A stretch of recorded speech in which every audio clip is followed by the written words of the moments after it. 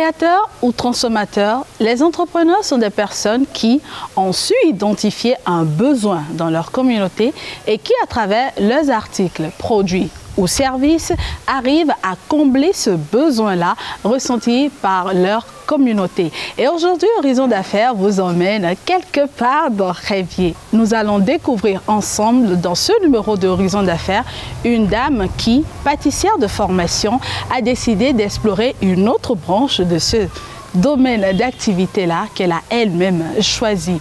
Que fait-elle? De qui s'agit-il? Et quelle est cette entreprise que nous allons découvrir à travers sa promotrice? C'est juste après ceci.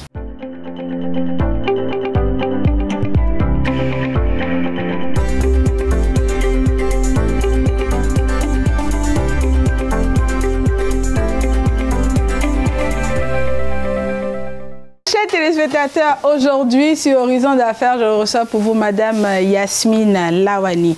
Elle est la promotrice de Mani Croustille, d'accord, pâtissière de formation, mariée, mère de 3 garçons. Elle est dans cette activité depuis bientôt 10 ans, c'est ça, d'accord. Alors aujourd'hui, je suis dans son unité de transformation, raison pour laquelle, voilà, bavette, coiffe, bien accoutré, voilà, comme il faut. Aujourd'hui, on ne va pas s'asseoir, on va beaucoup plus échanger. Alors, dites-nous, à quel moment est-ce que vous avez décidé de vous lancer dans la transformation agroalimentaire? Je suis une fille, j'étais une fille qui n'aimait pas qu'on la commande. J'aime pas avoir un patron, j'aime pas avoir une patronne. J'aime voler de mes propres ailes. Alors, après ma formation au Sheraton... Parce que vous avez été formée au Sheraton? Au Sheraton. J'ai fait 3 ans au Sheraton pour la restauration. Après mon attestation, tout de suite, le Novotel m'a appelé, parce que j'étais sortie quand même brillamment. Le Novotel m'a appelé, j'ai travaillé depuis l'inauguration de Novotel, juste 3 ans après, j'ai décidé d'aller me chercher. Comme j'ai été formée en pâtisserie, cuisine, j'ai voulu... en association avec mon frère, mon grand frère qui a une boulangerie, faire un peu la pâtisserie, profiter de ces matériels et travailler un peu. Donc c'est de là, un jour, un monsieur est venu de l'université nous proposer d'essayer une farine, on ne sait pas c'est quelle farine, une farine dans la boulangerie et la pâtisserie. Bon, mon frère a accepté, on ne sait pas c'est quoi la farine. Donc c'est comme ça, moi j'ai essayé des biscuits, des marguerites, des langues de chat. Ça a marché. Mon frère a fait le pain n'a pas donné. Alors quand le monsieur est venu, il me voyait en train de faire le cake et le monsieur m'a dit, mais madame, c'est quelle farine vous utilisez? C'est lui qui a envoyé, hein. Mais en fait il me demande, j'ai dit, bon, je ne sais vraiment pas. Mais c'est mon frère qui m'a dit de lui essayer des pâtisseries. Il dit, vous trouvez la farine comment? Je dis, super bien. Seulement que c'est une farine plus sucrée que la farine de blé. Donc, c'était la farine de manioc. Et c'est là que j'ai commencé la pâtisserie avec les farines de chez nous. J'étais la première sur le plan national à essayer la pâtisserie avec la farine de manioc. Donc, c'était en quelle année? 97-98. Ah, j'étais encore très petite, oui. On poursuit l'histoire. Donc, c'est comme ça, le monsieur il était plus que content. Et il m'a dit, on a une fois, je vous fournis la farine, vous me faites les biscuits, là, je vous trouve un stand. C'est comme ça que j'ai commencé la pâtisserie à base de farine de manioc. Et comme ça, j'ai été applaudie partout, surtout par les professeurs agronomes de l'université, tous qui ont voulu travailler avec moi. Donc, n'importe qui sort une farine, on veut que je l'essaie dans la pâtisserie. Et c'est comme ça, Mani Croustille est née. Donc, après, moi-même, je m'essayais, je faisais les petites commandes pendant les ramadans, les paniers et tout. J'ai des clients. Pour les grandes fêtes? Pour les grandes fêtes, pour les écoles maternelles, j'ai eu l'autorisation de livrer. C'est comme ça. Et un jour, il y a une structure qui m'a demandé la facture. Je n'avais pas de facturier et tout. Et j'étais à la maison, j'ai dit, c'est quoi cette histoire de facture? Il faut trouver un nom. Et mon oncle a dit, tu fais la pâtisserie, non? C'est le croustillant. Moi, j'ai dit, non, tonton, je veux que le manioc, là, ça dit manioc croustillant, man croustillant, Mani Croustille. Et c'est là que Manick Rousti est né aujourd'hui. Et Manick Rousti est sur toute l'étendue du territoire béninois. On va vous permettre de continuer votre travail tout en nous racontant l'histoire de Manick Rousti. Alors, c'est ainsi que vous avez commencé avec la farine de manioc. D'accord. Et par la suite, vous avez créé Manick Rousti. Mais comment s'est fait la formalisation de l'entreprise? Bon. D'abord, la pâtisserie, c'était pas encore la transformation agroalimentaire. C'était juste la pâtissière qui a fini sa formation. Donc, après, on n'a plus retrouvé la farine de manioc sur le terrain. Il paraît que le gouvernement n'a pas pris si bien que les promoteurs sont découragés. Et du coup, la farine panifiée de manioc a disparu. Il fallait continuer par faire quelque chose. Donc, j'ai été invitée pour une séance à l'université et c'est là que j'ai vu le accoulis maïs. J'ai dit comment on peut faire accoulis séché? Ce n'est pas possible. Accoulis mouillé, j'ai toujours vu. Donc, j'ai trouvé ça comme un truc vraiment extra. Ah, ça, c'est à applaudir. Donc, bon, c'est dans ma tête. À chaque fois, je trouve, j'en achète. Et quand j'étais à Cotonou, j'ai déménagé à Helvier, j'ai vu une dame qui faisait ce accoulis-là. Comme de rien. J'ai dit, c'est ce que moi j'ai trouvé. Waouh, que vous faites comme ça. J'ai abordé la dame et je lui ai parlé. Je lui ai demandé comment elle fait, dit qu'elle fait seulement 5 mesures, 7 tonglos, tous les 5 jours pour le jour du marché. Je dis, ah, ça m'intéresse. Vos 5 là, je vous prends tout. En ce moment, je ne savais pas faire. Et j'ai commencé par lui prendre toute sa production. Et une fois, elle me dit, elle n'en a pas. Elle n'en a pas, ça a continué. J'ai vu qu'il y a un problème. Et j'ai envoyé mon mari lui demander, mais qu'est-ce qui ne va pas? Et c'est là, elle a dit à mon mari qu'un temps, un groupe m'avait invité, j'avais présenté le accoulis sans la présenter.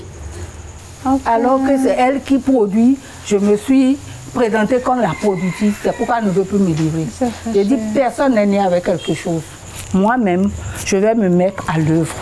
Et c'est comme ça, j'ai acheté un sac de maïs. Et j'ai dit, je peux gaspiller tout le sac, mais avant de gaspiller tout le sac, je saurais faire ce accoulis-là. Et c'est comme ça que je me suis mise. J'ai cherché quelqu'un qui sait faire le marais. Elle m'a fait le marais, elle est partie. Je l'ai vu faire plusieurs fois. J'ai commencé. Au début, c'était trop gros, pas bien, séché et tout. Mais pas fini, j'ai réussi. Et j'ai commencé Manick Rousti par accoulis. Et quand j'ai réalisé mon accoulis, j'avais pas beaucoup d'argent, justement. C'est là le nœud. Je viens au nœud de Manick Rousti. J'avais pas beaucoup d'argent. Quand j'ai fait ma première production, on avait une pique-nique en famille. Et je suis partie avec. Et quand on a fini de manger, j'ai pris mes pots de accoulis, j'ai commencé par faire un peu de cinéma sur la plage. Acheter, vente à l'américaine, 500, acheter. Et mon frère dit, maman, ta fille là, et avant nous ça. Quand la famille achète, je ne leur remets pas le pot, parce que je n'ai pas de l'argent pour reproduire. Mais les autres sur la plage, je donne. Et là, j'ai reçu 15 000. Alors que pour commencer, j'avais 2 000. J'ai fait avec les 2 000. Il me fallait 350 francs pour me faire sceller les pots. Les 350, je vous dis, madame, je les ai cherchés pendant 2 semaines avant de trouver 350. Et quand j'ai vendu à la place, j'ai eu 15 000. J'ai dit, bon, j'ai eu un capital. Je suis revenue, j'ai reproduit. Maintenant, j'ai commencé par Godomé. Je suis descendue à Godomé, supermarché à gauche à droite, je traversais à pied et je proposais. D'autres ont pris, d'autres ne voulaient pas. Mais le problème, c'est que quand j'ai fini de partager, de donner au supermarché, j'avais plus de production, j'avais plus de sous. Donc, je suis restée comme ça 1 mois. Et après, j'ai trouvé un peu de sous, j'ai refait. Et c'est comme ça que j'ai commencé le accoulis. Et d'autres supermarchés qui ont déjà accepté. Mais madame, vous n'avez pas d'autres variétés, vous n'avez que le maïs. Je dis, ah, la dame n'a fait que maïs. Le sorgho, je vais m'essayer. J'ai acheté 10 mesures. J'ai fait le même scénario. J'ai acheté le mil. J'ai fait la même chose. Et ça y est, Manikousti a démarré. Donc, les supermarchés ont adopté parce que le mien en temps était bien acide. Ce qu'on achetait, ce que j'ai trouvé même la première fois, ce n'était pas bien acide. Donc quand tu prends Aklou Manikousti, tu sens que c'est Aklou qu'on vend au bord de la voie.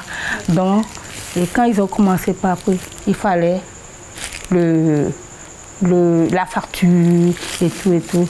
Et c'est là, on m'a demandé, vous devez vous formaliser. J'ai commencé par tourner en rond, tout ça. Mais pas fini, j'ai été à Calavi, j'ai pris mon registre de commerce, ma carte de commerçant et puis mon numéro IFU. Et c'est comme ça, Manikousti est né. Et quand on est, il faut grandir. Ouais. Il faut grandir. J'ai commencé par dire, mais quand je finis, vous voyez ici par exemple, on est en train de tamiser. Oui. Après le tamisage c'est pour faire la sélection des grains. Après le tamisage, il y a encore un lot là et on ne sait pas quoi faire avec. Je dis, mais les gens mangent le marais de mil, le marais de maïs. Pourquoi, au lieu de gaspiller, ne pas transformer ça en marais en même temps? Et c'est comme ça le marais maïs de Manikousti est né. Marais sorgho de Manikousti est né. C'est après tamisage que nous avons travaillé. C'est pour éviter le gaspillage que vous avez trouvé une autre astuce. D'accord. On a continué. Et voilà, Manikousti est devenu. On était à la maison. Après, on a pris un petit local d'une chambre salon. Et aujourd'hui, on n'est pas encore chez nous. On a loué, mais voilà, vous avez un peu plus d'espace pour travailler. D'accord. Comment est-ce que votre entourage vous a accompagné? Comment est-ce qu'ils ont accueilli la nouvelle? Comment est-ce qu'ils vous ont accompagné sur la durée? Je vais parler d'abord de la famille.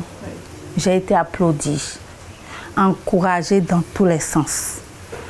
Et le conjoint, vous savez, ils sont un peu, quand sa femme doit sortir, aller où il ne sait pas, un peu réticent.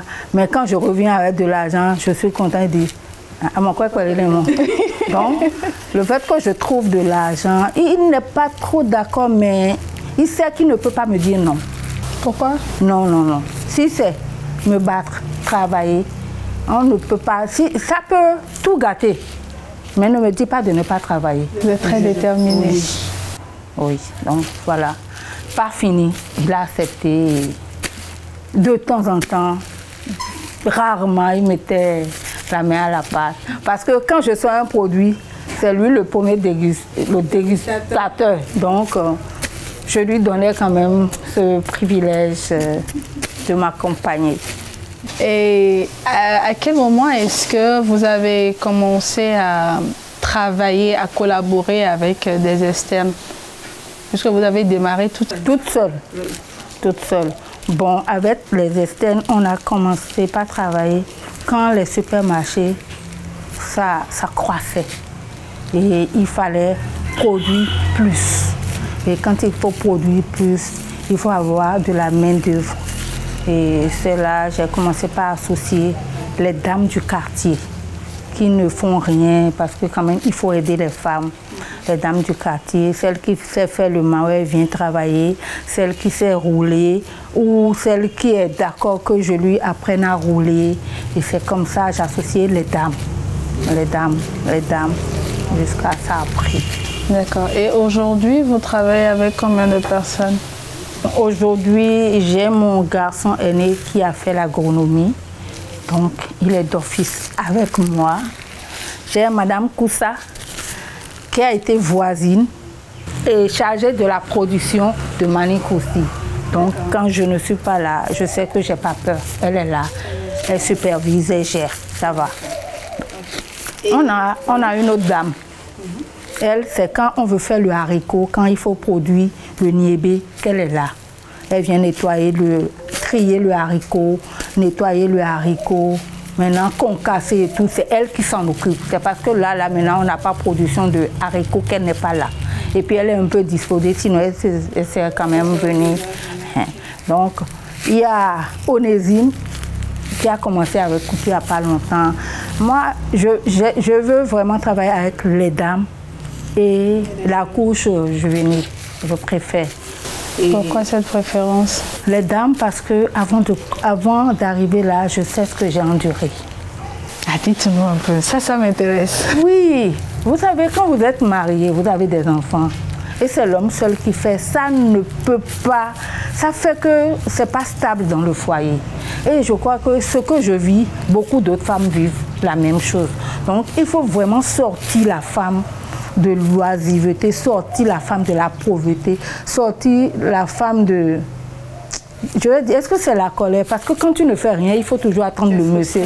Tu es frustrée, tu es malheureuse, et puis tout ça peut te donner de petites maladies qui vont t'emporter facilement. Donc j'ai choisi les mamans parce que j'ai enduré quelque chose. Je voudrais quand même les associer. Maintenant, les jeunes. Moi, quand on me dit un jeune est têtu, un jeune ne suit pas bien, c'est avec lui que je veux travailler. Je l'amène, il devient mon ami, je lui parle. C'est pas parce qu'il est mon ami que je ne vais pas le réprimander. Je réprimande, je chouchoute, je réprimande, mais je préfère la jeunesse parce que c'est notre demain, c'est notre avenir. Il faut pas, on dit la main, une main châtie, une main caresse. Donc voilà pourquoi c'est ce choix. Du coup, Manic Rosti, c'est un peu comme une famille. Oui, je veux bien que ça soit, mais de toute façon, ça va devenir entreprise familiale. C'est ça, c'est bien parti. Alors, nous allons découvrir ensemble comment se fait ce travail à la chaîne dans les locaux de Manic Rosti.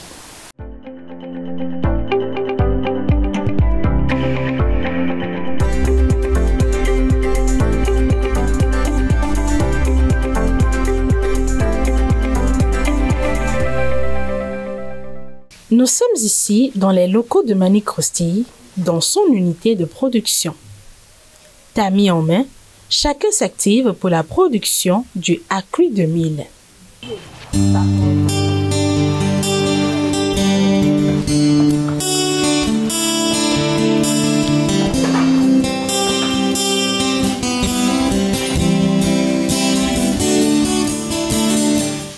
Mais cette journée ne sera pas consacrée exclusivement au mil. Bon, ici, on a séché le akassa. C'est mis en boule pour que ça ne s'envole pas. Parce que quand le vent souffle, ça s'envole. On a mis en boule. C'est le maïs qui a été trempé dans l'eau chaude 24 heures. Après, qui a été envoyé à la mouture. Après la mouture, ça a été filtré. C'est comme on dit, mais fouiguillon. Et après le frissage, on a laissé à la fermentation. Maintenant, après la fermentation, il faut aspirer l'eau. Et quand on aspire l'eau, on commence par les mettre en boule pour le séchage. Voilà. Ça va rester ici, aujourd'hui, demain. Demain, on va tout casser parce que ce sera déjà sec. Et le troisième jour, on le met dans le déshydrateur pour un séchage complet et en même temps pour la stérilisation. Donc c'est le akassa. Avec cette farine, on fait notre canne de Porto-Novo et on fait en même temps le akma. Quand il n'y a pas le soleil, on va directement au déshydrateur. Mais le soleil nous aide vraiment à économiser un peu l'énergie. Le déshydrateur, le voici. Ici, c'est tout le mil tamisé qui est réparti dans les plateaux avant la fermeture de l'appareil qui achèvera le séchage et la stérilisation. Pour le travail, chaque maillon de la chaîne a sa mission. Même si maman a très fille, il y a une fille. Et si tu déboumé, il y a une fille. Il y a un bleu maoué, il y a un bleu à clio qui. Aïkoun, procure. Les billes, épices, ouais. Et tellement très fille, il y a une les billes. Par exemple, il y a une fille, si autour de moi, il y a ils ont nous les. Kaka na wa nkono bro da chuba no wa. Pele so ko mo no hu ba no c'est bon. Yes bi me de bu si bi livraison de fille debo. Yo no mi no ta gban le bi no me no do agban iro le commande lele wa me. Me na dia do sisi nu to me gbon. Mo wa do sisi ngudo to me gbon ne. Parce que en point le fini abo azoro fini na jodo e wa hwede no mi na po e wo imo. C'est azoro la surtout. Mon travail consiste à conditionner, à vérifier le stockage et à apporter les commandes. Et dans l'équipe, il y a aussi le fils de la promotrice qui n'est pas le plus choyé selon ses dits. Manic Krusty, je suis chargé de prendre les commandes, de préparer le stock pour la livraison. Il n'y a pas de pitié pour moi. Les autres, le langage peut être un tout petit peu moins méchant avec les autres, mais avec moi, sa rigueur permet d'atteindre les objectifs. Et tous ici aiment bien la personnalité de Dame Yasmine, dont le cœur de mère n'empêche pas la rigueur au travail. Si je devais la décrire, je peux dire que c'est une femme battante, paisible, et aussi, elle est aussi accueillante. Madame tout le monde, elle est gentille et en même temps très rigoureuse, mais elle perd son sang-froid très rapidement.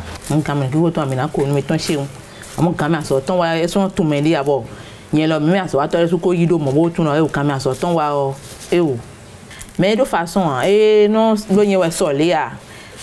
un problème ouvert sur ton wa bon assez tout ni dien we et non ben ko meton no yi meton ko meton mo se mais ni ta men kaka wa so za we le côté ze gijan dagbe to ton ba we de wezo e do gwa lo me keke peto keke lo ko vese we me de ma za mo fi de mo ma mi pa do ma bro le ni me dion abro ni ayi ko ena na we ko dagbe to we yin wa ajegudo amama lo wa konton mama ni do tintin din wa konton gbetegbe ri o wa so le boblo le ni e kana bro le ni dagbe we inu to wore su npe to lo pade bobo ntetunde na jilegbon lo wa.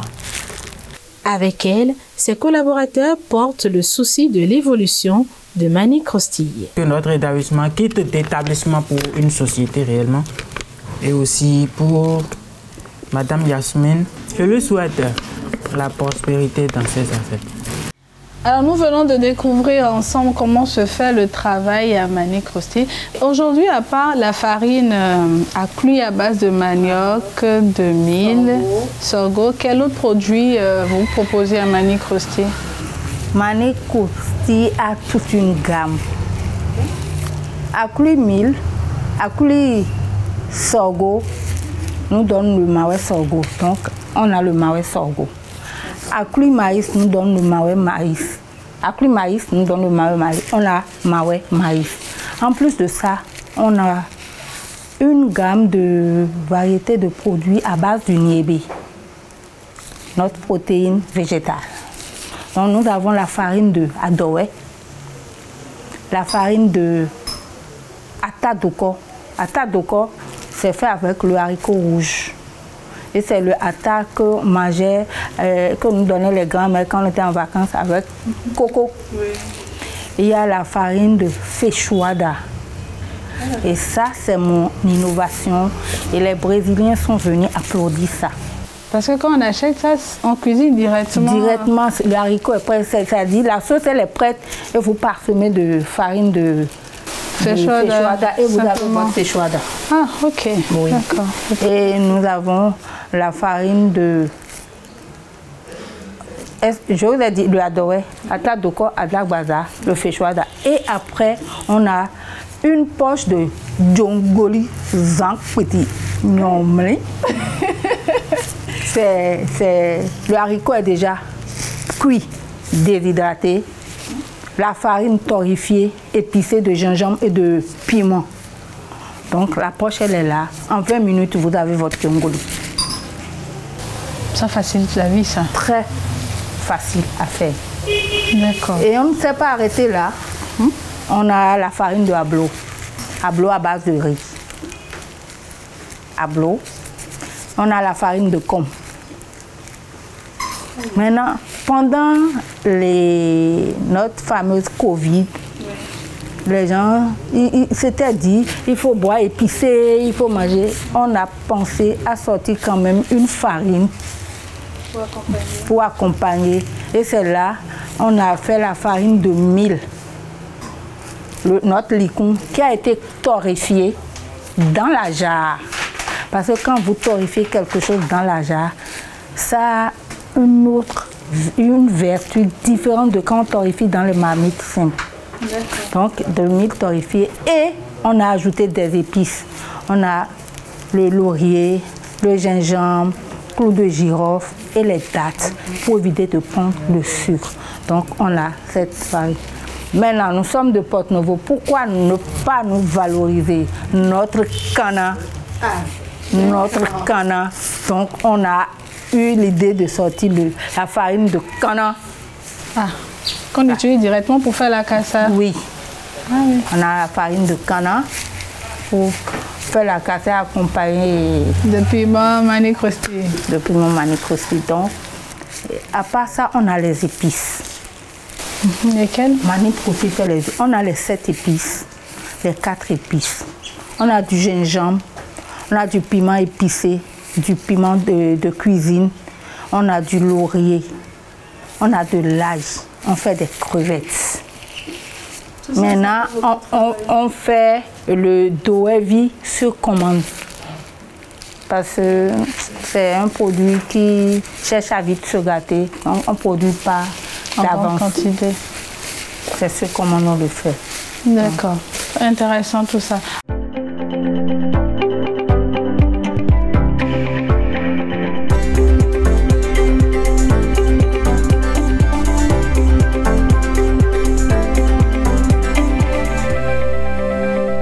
Dites-nous, Madame Yasmine, quelles sont les difficultés inhérentes à ce travail-là? Difficultés dans l'entrepreneuriat, vous voulez dire, c'est ça? D'abord dans votre travail de transformation, avant d'en arriver à l'entrepreneuriat. Les difficultés, il y en a quand même. Les difficultés, il faut commencer par les matières premières qui tantôt montent de prix, qui tantôt sont rares sur le marché. Il y a aussi, bon, la bêtise des collaboratrices que tu dois gérer. Maintenant, il y a le terrain, il y a les supermarchés, parce que nous travaillons beaucoup avec les supermarchés. Il y en a qui prennent les produits, qui vendent et vous n'avez pas le retour. Et ça vous empêche de reproduire. Donc, tout ça, il faut avoir... En fait, c'est parce qu'on n'a pas une capitale. Un gros capital. Un gros capital. Parce que quand tu as d'abord pour acheter, il faut aller à la source pour acheter moins cher. Nous, on achète chez le dernier vendeur, c'est-à-dire au marché. Alors qu'on peut aller directement chez le paysan là-bas pour acheter. On n'a pas cette capacité. Maintenant, quand vous achetez, il faut savoir stocker pour que les charançons ne détruisent pas. Ça fait deuxième problème. Et il y a aussi problème d'emplacement. On n'a pas assez d'espace pour faire ça. Ok, d'accord. Du coup, tout ça, ça complique un peu la tâche à l'entrepreneur que vous êtes.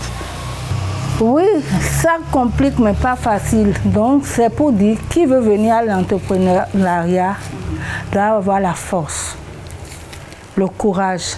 Parce que qui dit entrepreneuriat dit mort subite. Il ne faut pas décourager mes frères. Non, il faut leur dire qu'ils sachent. C'est pas du pain beurré jambonné, quoi. Non, non, non, non, non. Qui dit entrepreneuriat dit tension précoce. Qui dit entrepreneuriat dit stress 24 heures sur 24. Qui dit entrepreneuriat dit insomnie involontaire. Donc, quand tu veux venir à l'entrepreneuriat, il faut avoir la force, le courage. En fait, l'entrepreneuriat, c'est une source de découragement. Mais quand tu es quelqu'un qui te décourage vite, c'est que tu ne peux pas être entrepreneur. Mais on estime que Enfin, du moins, on invite les jeunes à entreprendre justement pour les tirer du stress et de tout ce que crée le chômage. Oui, mais ils doivent savoir que là où ils viennent, là, c'est pas à Tazi avec de l'œuf dessus. Il faut creuser, fouiller, bêcher, ne laisser nulle place où la main ne passe, repasse. Donc, voilà. Eh ben, on sent derrière que l'entrepreneuriat vous a beaucoup appris. Beaucoup. Dites-nous un peu. La première des choses que j'ai appris chez l'entrepreneur, c'est la patience. Parce que c'est pas facile de diriger les hommes. Collaborer avec les hommes, ce n'est pas facile. Bon. Deuxième chose, c'est que quand vous n'avez pas un début facile, c'est-à-dire vous n'avez pas de l'argent pour moi et vous avez commencé comme moi, j'ai commencé avec 2000 francs là. Comment on dit parti de rien? Parti de rien du tout, de zéro. Si vous n'êtes pas courageuse, vous ne pouvez pas. Donc, il faut avoir la patience, le courage, prendre tout sportivement pour être entrepreneur. Oui, pour être entrepreneur. Vraiment, madame, ce n'est pas facile. Non, non, non, ce n'est pas facile. Mais on a quand même envie d'y aller. C'est bon de venir. C'est bon parce que quand on prend, si vous permettez, si je prends Dangote aujourd'hui, il a eu un début comme moi. Si on prend, qui je vais encore dire, et Ira, qui est aujourd'hui dans le monde entier, il a un début comme ça. Donc, tout début est difficile. Mais quand tu as la force, le courage et ton entourage t'accompagne, on y arrive. D'accord. Alors, de toutes les difficultés que vous avez eu à rencontrer en 10 ans, quelle est cette expérience qui vous a le plus marqué? Quand j'ai commencé par livrer les supermarchés, il y a un ami qui m'a dit qu'il y a un supermarché quelque part. Elle m'a donné le numéro de la responsable. J'ai pris le numéro, j'ai appelé la dame. Elle m'a dit de venir. On a discuté. Elle a pris les produits. Elle a pris un truc de près de 50 000. Alors qu'elle sait pertinemment qu'elle est en train de fermer. Je suis à mes débuts. 50 000, c'est 50 millions. Là, à cette époque-là.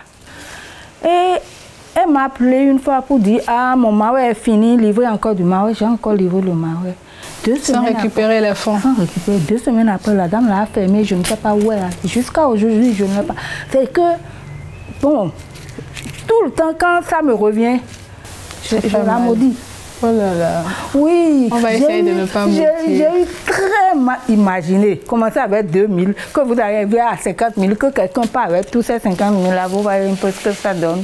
Mais bon, aujourd'hui, on n'est plus patient que ça. Et ça a été une leçon pour nous. Quand tu livres, tu attends de prendre l'autre avant de livrer une autre. Oui, donc c'est comme ça, on se gère et on est là. Bah, justement, partant de cette expérience-là, quelles sont ces erreurs-là que l'entrepreneur ne doit pas commettre? Parce que je peux considérer ça comme une erreur de débutante. Bah, quelles sont ces autres erreurs-là qu'un entrepreneur ne doit pas commettre? Qu'on ne dit pas toujours.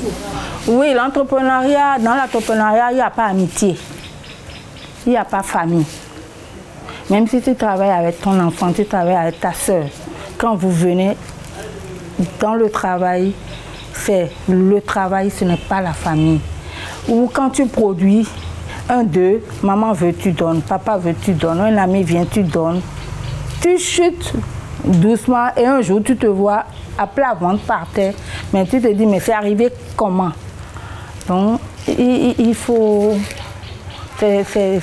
parler de la comptabilité un peu. Il ne faut pas mélanger fonds de l'entreprise et fonds personnels. Ça tue tout de suite. Mais pour arriver là, c'est difficile. Moi, je vous dis, je fais 10 ans, mais jusqu'à aujourd'hui, je n'ai pas encore de salaire. Donc, on gratte encore les murs pour que ça donne quelque chose. Mais si mon enfant est souffrant, je peux emprunter rapidement dans la caisse de Manic aussi, soyez l'enfant et après je... Rapidement, on emprunte, mais ramener là, c'est difficile. On ne ramène pas. On ne ramène pas. On ne ramène pas. Parce que tu n'as pas de salaire. Hein, ce que papa donne là. Tu rançonnes et puis...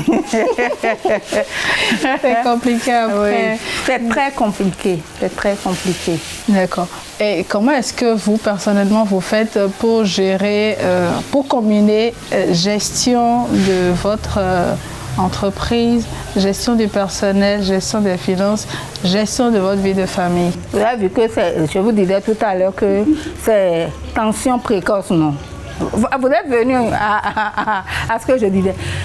Ce n'est pas facile. Donc, c'est comme le poisson qu'on jette dans l'eau. Il ne faut plus craindre le froid. Il ne faut plus craindre... C'est sûr que tu as un objectif. Vise l'objectif là. N'aie pas peur des obstacles. Et on y arrivera. Sinon...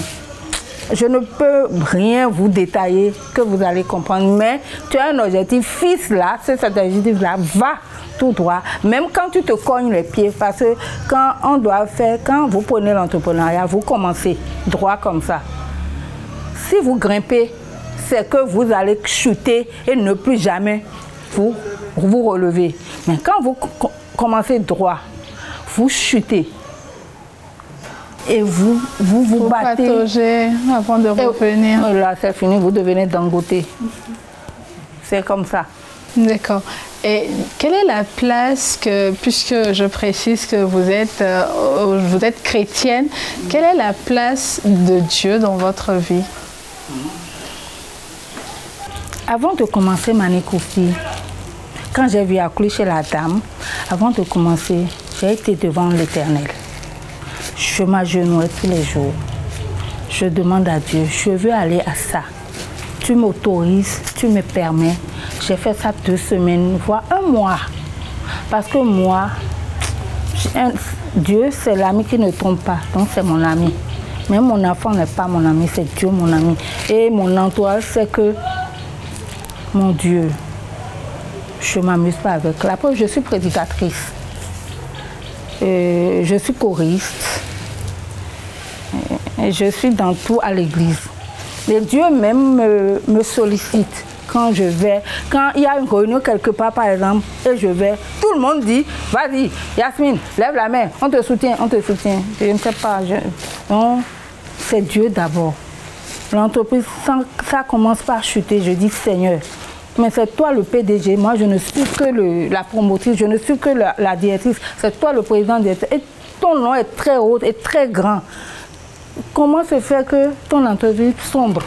Ça ne peut pas sombrer, on va se moquer de nous. On va dire, la dame là qui prend un sac tout le temps, là, on ne la voit plus avec sac de la pluie aujourd'hui. Hein. C'est ça de Bible seule qu'elle tient. Donc, c'est Dieu d'abord.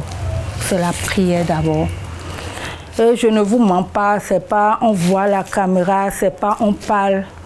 Mais quand je l'appelle, quand ça veut tomber, quand je l'appelle, c'est-à-dire, quand tu dis tu es où, il dit je suis là en même temps, vous le voyez.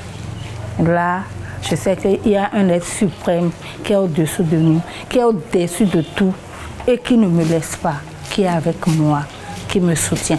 D'accord. Alors, petite question qui pourrait peut-être sembler indiscrète pour certains. Est-ce que dans la sélection de votre clientèle, de vos clients, le facteur religion est capital pour vous? Non. Dieu est venu, Jésus est venu pour tout le monde. Dieu est pour tout le monde. C'est le suprême. Dieu, c'est le suprême. Dieu n'a jamais dit le vaudou non n'est pas pour moi, le musulman n'est pas pour moi. Dieu est pour tout le monde. Je vends à tout le monde. Je travaille avec tout le monde. Et même pour vous dire, je mange avec tout le monde. Même le vaudou, non, je mange. Dieu a travaillé avec tout le monde pour pêcher tout le monde. Mais pourquoi maintenant, toi, moi, je dis, non, lui là, que je mets à part là, il est de qui? Il est de mon Dieu, c'est mon frère. Si tu veux qu'il soit comme toi, donne-lui la main. Maintenant, tout doucement, commence par le tirer vers ce que toi tu veux qu'il fasse, ce que toi tu trouves bon et qui est vraiment bon. D'accord. Je crois qu'aujourd'hui on a beaucoup appris. Au-delà du courage, de la résilience, de la détermination, Quel autre conseil pouvez-vous donner aux jeunes entrepreneurs ou même aux entrepreneurs de façon générale? Oui, bon, pour être entrepreneur, il faut avoir un objectif. Il faut avoir un business plan d'abord. Ton business plan, c'est ton produit, c'est ce que tu veux faire. Maintenant, c'est toi qui as le projet. Il faut mûrir ça. Il ne faut pas sauter dessus en fait. Il faut mûrir ça. Pourquoi? Si je prends par exemple, si c'est par exemple la farine de banane que l'entrepreneur veut faire. Pourquoi je veux faire cette farine de banane? Ça apporte quoi à la santé humaine? Ça apporte quoi à la communauté? Qui sont ceux-là qui peuvent profiter de ça? Parce que là, quand tu veux faire la farine de banane, il faut le producteur de banane qui doit en profiter. Quelle banane veux-tu? C'est banane plantain, il y a plusieurs sortes de bananes. Donc, il faut aller, il faut pas à pas creuser et monter tout doucement. Si tu ne sais pas ce que tu veux, ou c'est parce que l'autre a fait, et ça marche pour l'autre que tu veux faire, je te dis en même temps, n'essaie même pas. Tu ne pourras pas, parce que lui, il a un objectif, il a un défi qu'il veut réaliser. Il sait pourquoi il veut aller à ça. Mais toi, tu viens te jeter à l'eau, tu ne sais pas si c'est un crocodile, un caïman, et tu rentres. Donc, il faut vraiment aller pas à pas, vraiment pas à pas. Pas à pas. Et puis, côté finance, faut pas tout. Quand tu viens, c'est pas et ils ont parlé de l'emballage, non. Il faut aller d'abord la matière première, la production et la bonne qualité de ton produit. Il faut investir dans tout petitement. Et maintenant, quand ça va commencer par prendre, quand tu vas commencer par suivre les formations, quand tu vas commencer par voir ailleurs un peu ce que tu fais, que l'autre fait, comment il emballe, comment il conditionne, tu commences pas à améliorer. Parce qu'en fait, le conditionnement aussi attire la clientèle ou le client. Donc, voilà un peu ce que je peux leur dire. D'accord. Alors, une petite question qui m'a échappé rapidement. Quelles sont ces erreurs-là que vous avez eu à commettre? Les erreurs. Au début, bon, je veux travailler, je voulais travailler pour manger. Donc, quand on travaille, quand on vient à l'entrepreneuriat, c'est pour d'abord se nourrir. C'est pour nourrir ses parents qui ont investi. C'est pour nourrir ses enfants, si on en a, ou dans l'avenir. C'est pour nourrir son entourage. Parce que quand tu engages, tu dois les payer. Donc, vraiment, au début, moi, j'ai pas su ça. Quand je fais, bon, il y a un jean qui est sorti, on prend l'argent, on va acheter. Quand tu fais, il y a ça qui est sorti, tu vas acheter. Après, on se retrouve avec rien. On dit, mais comment ça s'est passé? Côté finance, il faut vraiment faire attention. J'ai fait ces erreurs-là. J'ai dépensé n'importe comment et puis plusieurs fois, je me suis retrouvée à zéro. Donc, vraiment, quand quelqu'un veut venir à l'entrepreneuriat, il doit vraiment faire attention, surtout côté finance et côté gestion du personnel. Quelle expérience vous a autant titillé côté gestion du personnel? Madame, un jour, on était tous en train de travailler. On avait une commande de Télibor, un sac de Télibor à livrer quelque part. Donc, il fallait tamiser, conditionner. On était tous en train de travailler, tous poussiéreux. Et il y a eu un coup de fil, c'était une commande. J'ai appelé les livreurs, il n'y avait aucun livreur de libre. Donc, je devais partir moi-même parce que les dames ne savaient pas rouler moto. Je suis allée me laver. Là où on était, il y avait 2 portes. Je suis sortie par la première. Et quand je revenais, j'ai dû prendre par la porte du derrière. Et il y a une qui disait, mais c'est méchant, hein, qui disait, Madame,